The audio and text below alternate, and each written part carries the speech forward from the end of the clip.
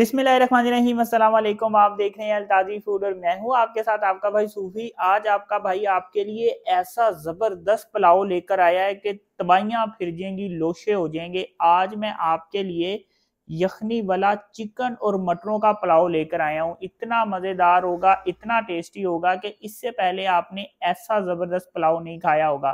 तो वीडियो शुरू करने से पहले आपसे रिक्वेस्ट है कि अगर अब तक आपने मेरा चैनल सब्सक्राइब नहीं किया तो मेरे चैनल को कर लें सब्सक्राइब, क्योंकि आपका भाई लाता है आपके लिए रोजाना बड़ी ही मजेदार किस्म की रेसिपी। तो चलें वे शुरू करते हैं।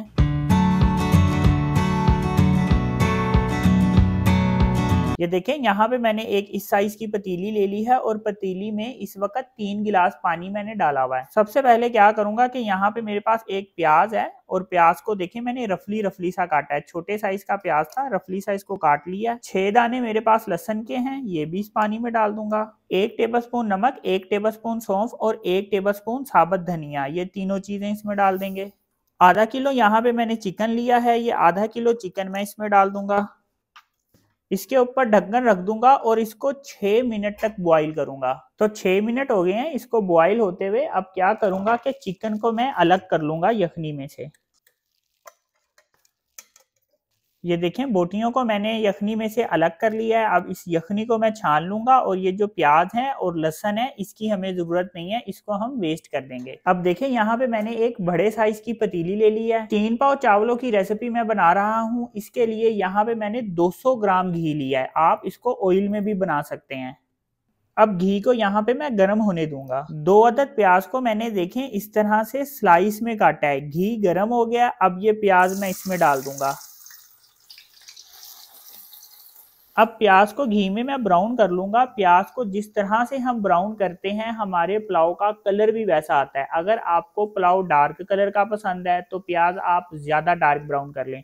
अगर पुलाव का कलर आपको लाइट पसंद है तो फिर प्याज भी आप लाइट ब्राउन करेंगे। ये देखें, प्याज ब्राउन हो गया है। अब यहाँ पे मेरे पास 2 टेबलस्पून लहसुन अदरक का पेस्ट है, ये इसमें डाल दूंगा।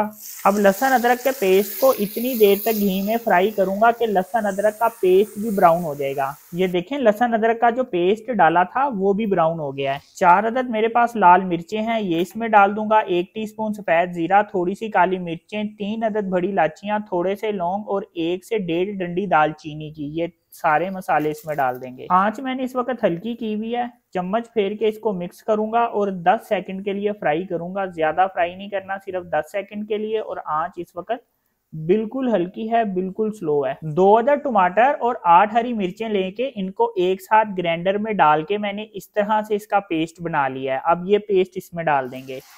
अब यहाँ पे हम क्या करेंगे, टमाटरों के पेस्ट में पानी होता है, टमाटरों के पेस्ट का पानी हम खुशक कर लेंगे और मसाले की 1 मिनट तक हम भुनाई कर लेंगे। टमाटरों के पेस्ट में जो पानी था वो खुशक हो गया है और इसके बाद मैंने मसाले की 1 मिनट तक भुनाई कर लिया है। तो ये देखें कितनी जबरदस्त यहाँ पे मसाले की भुनाई हुई है। अब ये आधा किलो चिकन जिसमें मैंने यखनी बनाई थी ये इसमें डाल देंगे। 300 ग्राम मेरे पास मटर है। मटरों के दानों का वेट मैं आपको बता रहा हूं कि ये 300 ग्राम है, ये भी इसमें डाल देंगे। अब इसकी 2 मिनट तक भुनाई करेंगे। भुनाई करना बहुत ज़रूरी है। भुनाई करने से ये होगा कि मसाले का जो टेस्ट है वो बोटियों के अंदर तक जाएगा, जो खाने में बड़ी मज़ेदार लगेंगी और मटरों में भी एक बहुत ज़बरदस्त फ्लेवर आ जाएगा। भुनाई के टाइम पे हम इसमें थोड़ा सा पानी डालेंगे ताकि हमारा मसाला ना जले।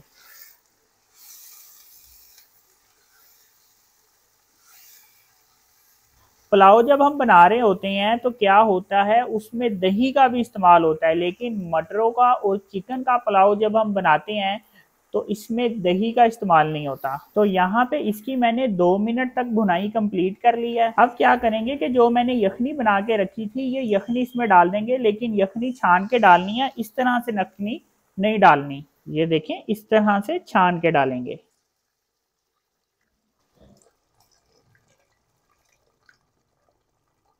यखनी डालने के बाद अब यहाँ पे मेरे पास चिकन क्यूब की एक टिक्की है, ये इसमें डाल देंगे। अब इसके ऊपर मैं ढक्कन रख दूंगा और इसको इतनी देर तक पकाऊंगा जितनी देर में मटर टेंडर होते हैं, मटर गलते हैं। 6 मिनट तक मैंने इसको बॉईल किया है, तो 6 मिनट में जो मटर हैं वो टेंडर हो गए हैं। अब यहाँ पे मेरे पास आलू बुखारा है, ये इसमें डाल दूंगा।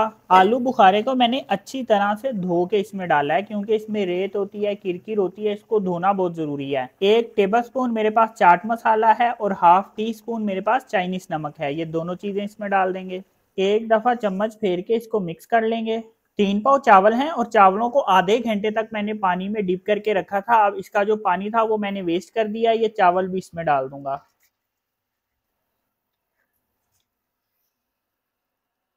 अब इस मौके पे नमक चेक कर लेंगे, अगर नमक कम हो तो इस वक्त हम नमक डाल सकते हैं।